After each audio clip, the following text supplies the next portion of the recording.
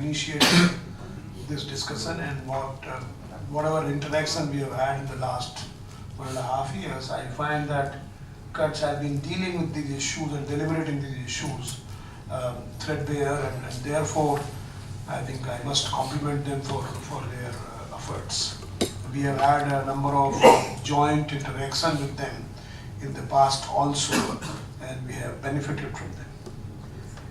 I think the issue at this, today's discussion, to label the quality of service or label the services, broadband services, is an extremely timely one, because now in India, for example, we have saturated the data connectivity, and now we are going to the next phase, which is, voice connectivity, and now we are going to the next phase of data play.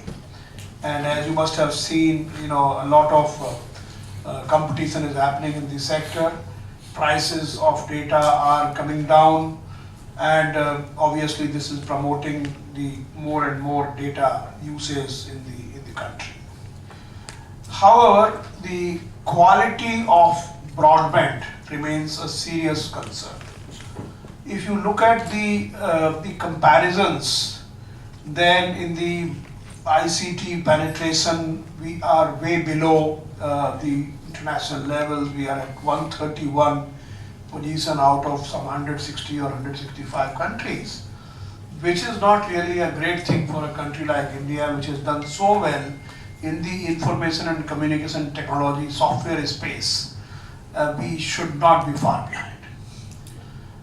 Especially after knowing that investment in this sector or increase in penetration of broadband, a 10% increase contributes to 1.4% increase in GDP.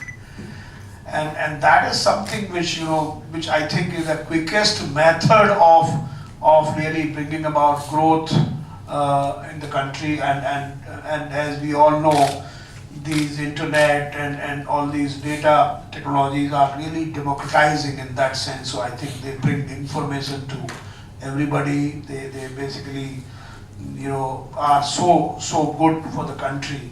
So we need to make investments in these. As of now, we have certain limitations. One is that we have a very low fixed broadband infrastructure. It is as low as 1% or 1.5%.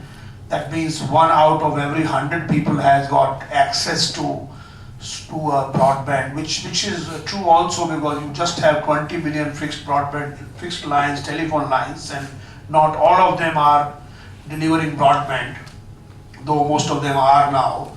And there has been no growth in these lines since last about 15-20 years. So the result is we don't have the fixed infrastructure.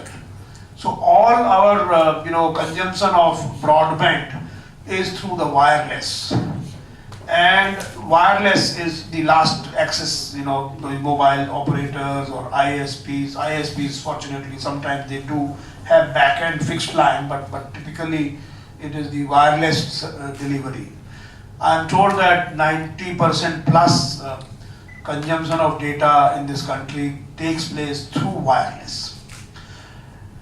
Now, wireless has its own issues. There are issues of congestion, certainly. Most importantly, as I keep on hearing from the telecom service providers, there are issues of what they call the laws of physics. Because the laws of physics start applying when you deal with electromagnetic radiation or the typical radiation or whatever, air waves, whatever you call them. So their claim is that when you are transmitting these data over the sort of waves, air waves, the light electromagnetic waves, you really cannot be certain that it will happen consistently and in a robust manner, reliable manner. So when just about a couple of years back, when TRAI issued a regulation saying that you should have a minimum threshold, minimum and maximum of the speeds which you advertise or which you do, you must ensure that. that regulation remains completely unimplemented. And why does it remain completely unimplemented? They say this is basically a laws of physics. So at some point in time when you are traveling or even not traveling, it may happen that you may not receive any packets for a split second, and therefore the minimum speed commitment is something which is impossible to give in views of the laws of physics.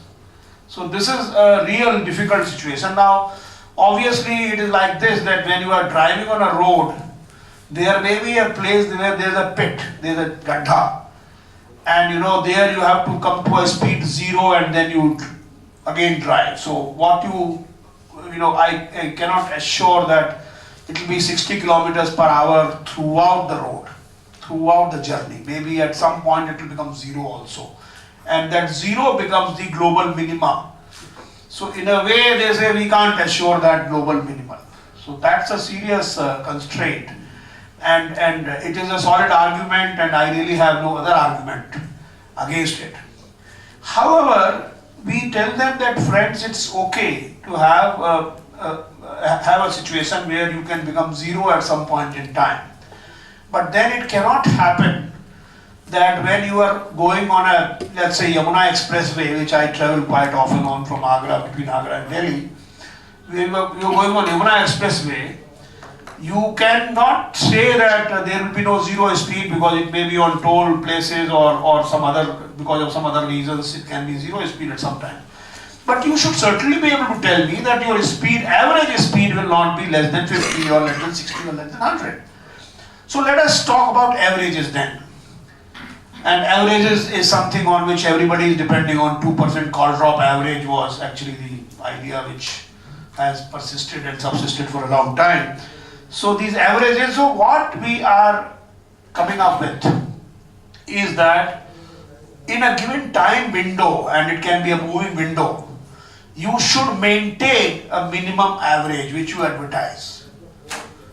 This should happen, and there should be no argument against this, that while the laws of physics may drop it down to 0 at some moment, it should not happen that it is always 0 and still you say you are still, you are flying a bullock cart and then claim that I am taking you by an aeroplane. That should not happen, because that will really fall in the category of false advertisements. And of course, talking of advertisements, you must have seen advertisements where, in a jungle, there's a fire, burning, and some fellows are dancing, and then they find that within 2 minutes the movie has been downloaded. I don't know how many people have experienced that. Kind of. So this is what happens. So I think there is a serious issue which we face here, and therefore I said in the beginning that the effort by Kurtz to really, bring down certain minimal disclosures. That look, this is what it does. The average speed X, whatever other peak speed Y, or whichever way you want, there may be n number of parameters. So therefore that disclosure is important.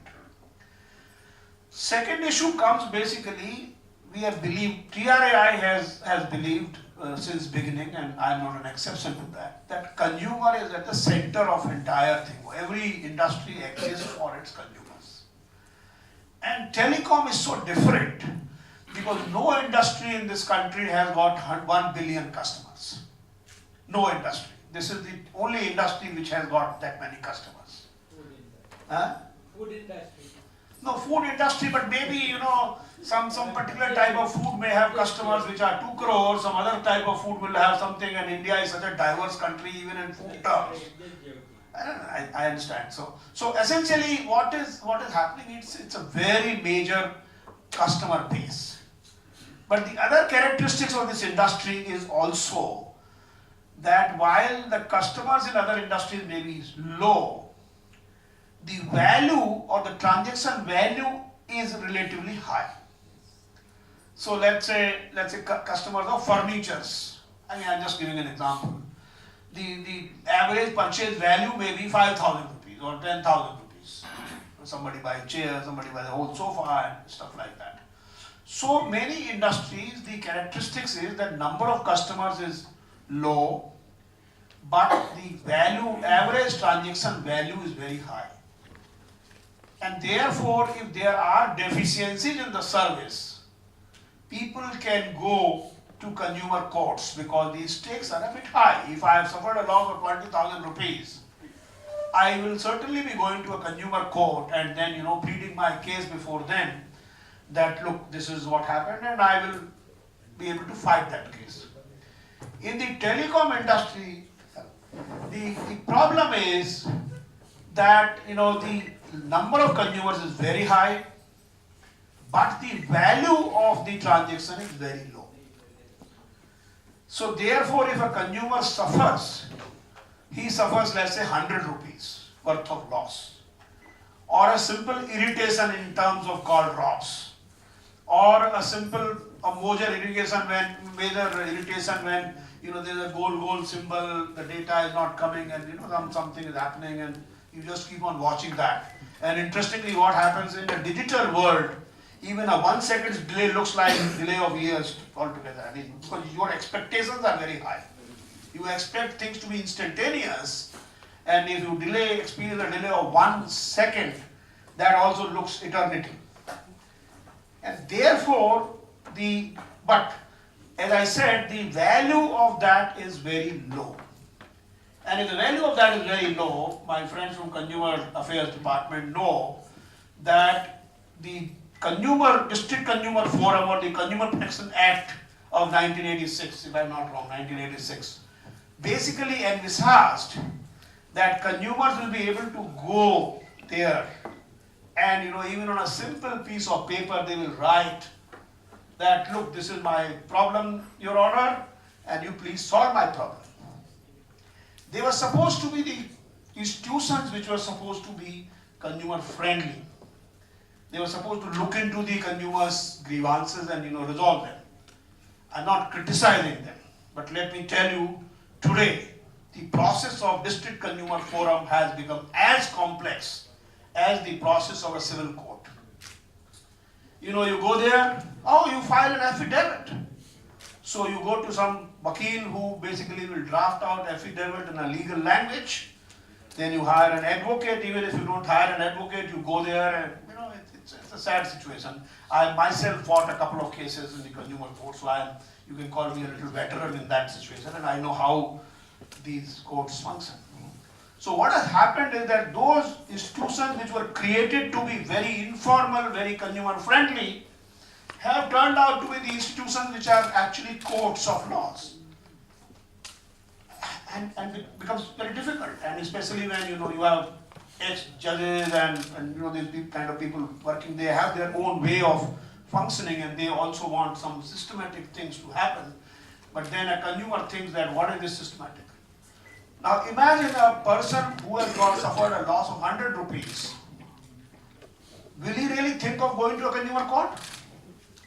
No, because his affidavit itself is going to cost him 300 rupees. So 300 rupees, what will he do in a consumer court? He say, भाई मुझे मिलेगा, जवाब मिलेगा, नहीं मिलेगा, क्या होगा, वो भी संभव नहीं है. And the jurisprudence which has emerged essentially says कि it is not like America where किसी की जेब पे कोका कोला गिर गया, वो गरम जो मैकडोनल्ड वाला गिर गया कॉफी, तो he got some $1 million. यहाँ पे तो इस तरह का कानून नहीं है. यहाँ पे तो जो आपको एक्चुअल लॉस हुआ, you will get a value of that. So आपका लॉस 100 रुपीज हुआ, 500 रुपया आपने खत्म कर दिया एफिडेविट फाइल करने में, और 100 रुपया बाद में आपको मिल जाएगा. और वो मिल जाएगा, उसका एग्जीक्यूशन कराने के लिए एक दूसरी प्रोसेस है. It is not as if the court decides that yes, you give him 100 rupees and the guy will give 100 rupees. No, he will not give you, and then you file another complaint, petition, and again another process starts. So even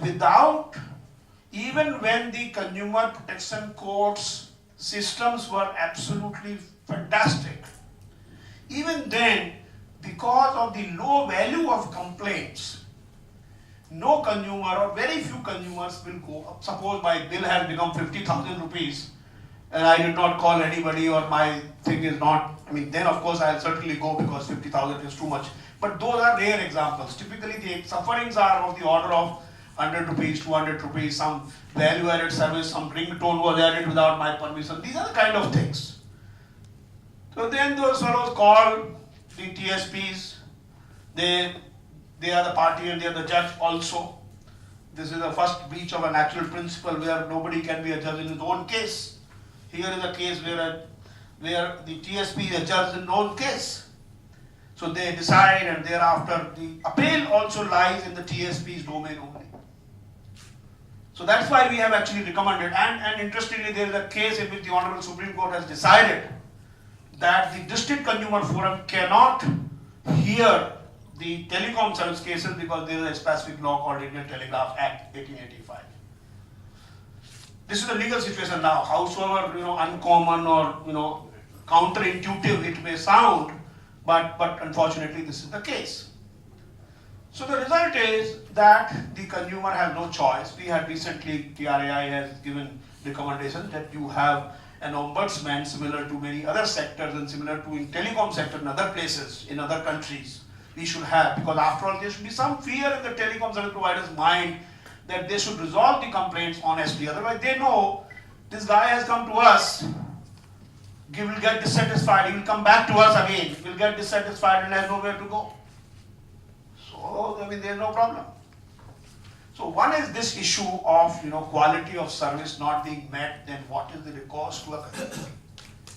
Second issue is that in a voice world, I am very clear that I talk for 35 minutes today, 70 minutes tomorrow, and typically what should be my bill, roaming, showing. Broadly I have an idea. In a data world, I have no idea. Really, that how much I consume, where, when did I consume, and those kinds of things. So it becomes very difficult that even if I have been fleeced, I have no way to really figure out as to how much I have been fleeced.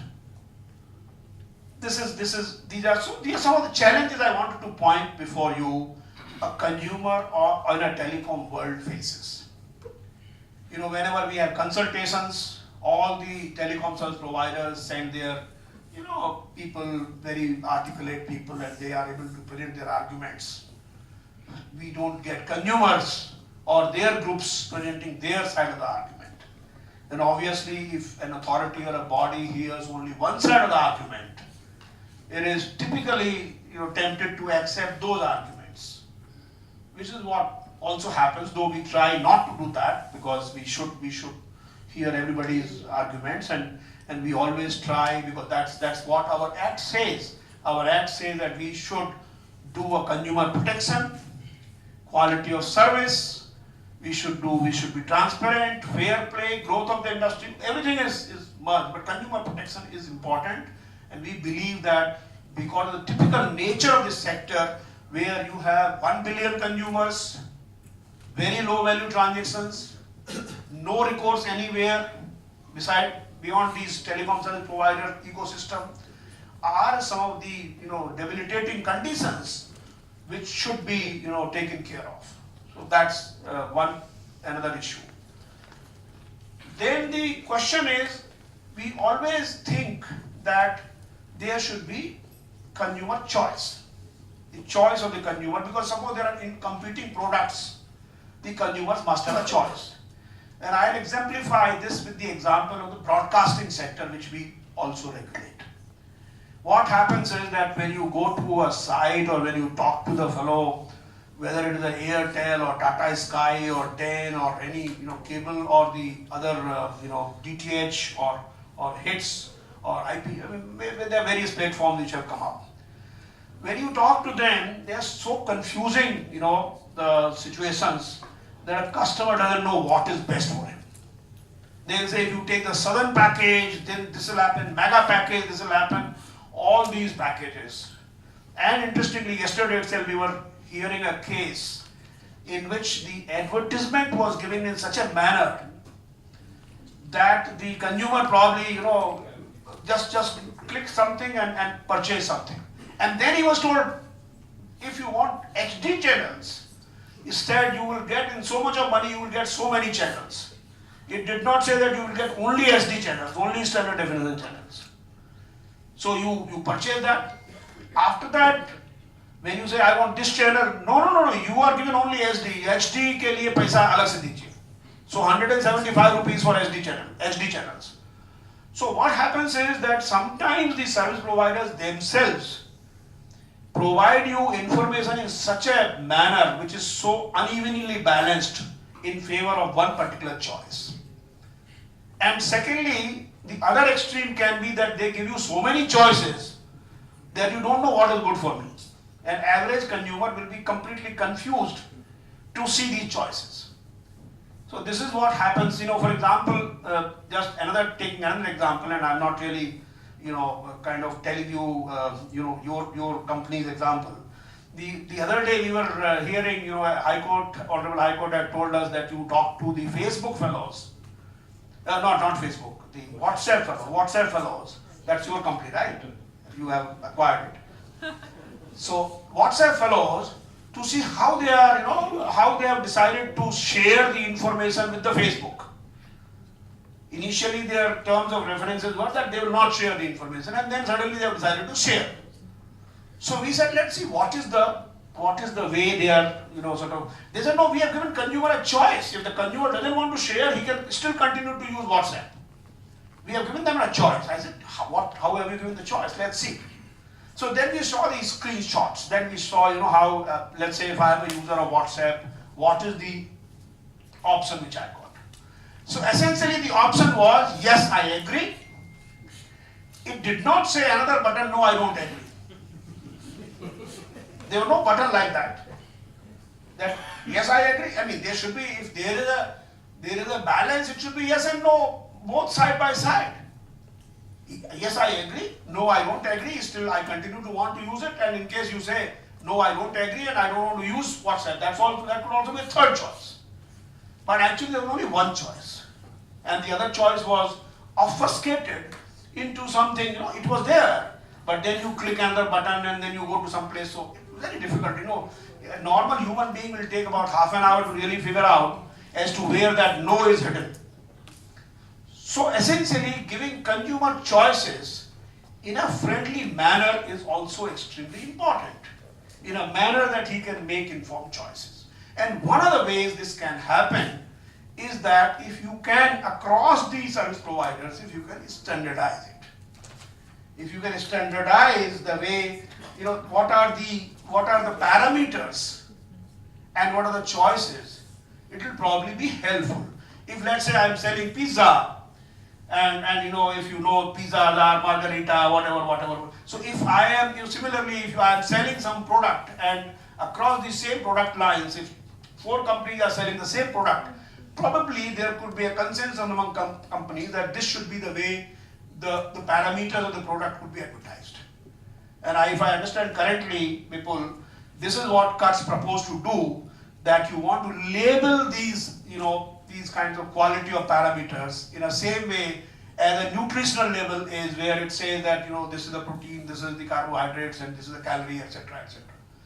So this way, this labeling makes it very easy for consumers to comprehend, to compare across domains, and to figure out as to what is best for them and which one they should buy. So therefore, the consumer choice is important, but the consumer choice should be comprehensible and simple and easy for the consumers to make, and that is a very, very desirable quality. Unfortunately, we in India, because we are struggling with the broadband itself, the definition itself, whether it should be 512K, I think it still continues to be 512K. Imagine in this world of gigabytes, we are still at kilobytes. So because we are struggling with other issues relating to availability. For example, from the demand side, we have the awareness, affordability, and other kinds of local content and local stuff. That's one part. On the supply side, we have poor infrastructure, we have low fixed lines, and we have other kinds of speed issues. So we are struggling with these issues. In other places, in other domains, other regulators, Ofcom, Singapore, etc., I read from these papers that they have already prescribed these labels.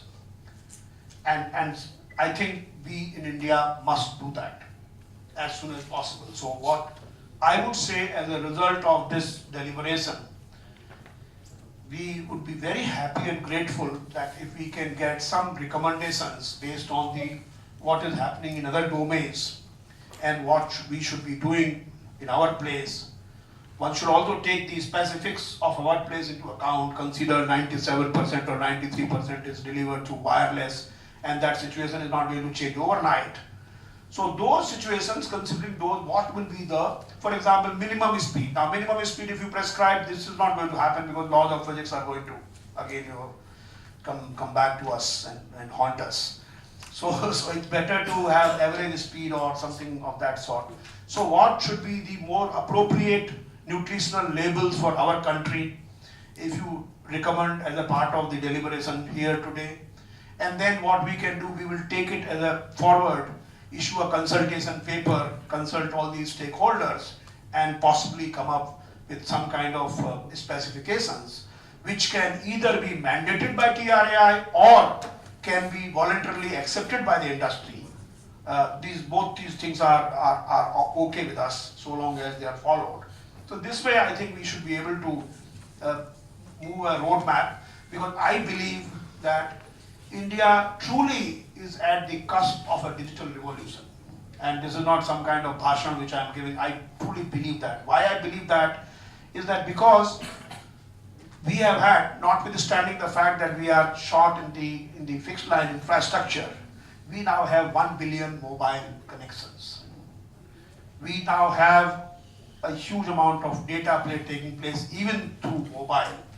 And fortunately for many of the applications, they are not very great data hungry, in the sense that if you do a financial transaction will require probably exchange of a few kilobytes of data, not really megabytes even, maybe bytes.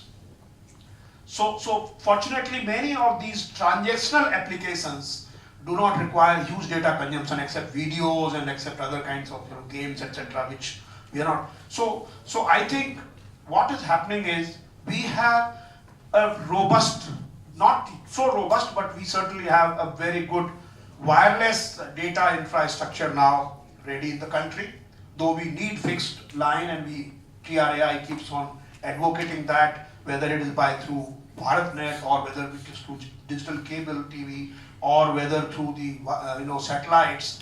Those things we will continue to do, but nevertheless we have a workable infrastructure, and we have even this workable infrastructure we have progressed. It's not as if we should say that it is certainly a prerequisite, but it is not such a prerequisite that we can't do anything without it.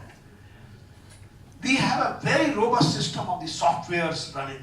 In fact, India is in a league of those countries which have created such a robust soft infrastructure which people are trying to emulate now. We have a digital identity infrastructure which is 1.2 billion strong.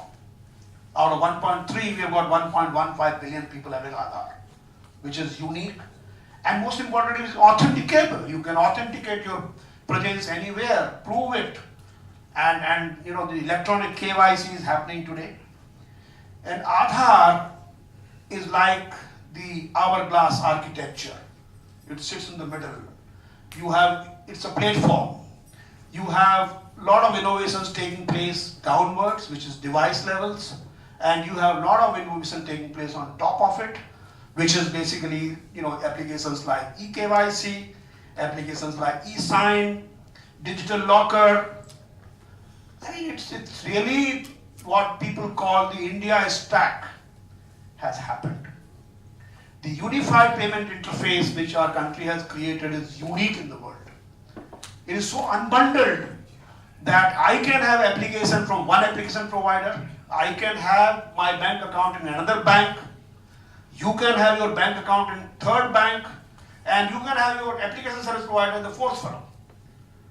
And then sitting in between is NPCI. So it's actually an agreement in 5 parties. It's a 4-party participating in this transaction and 5th party sitting in between.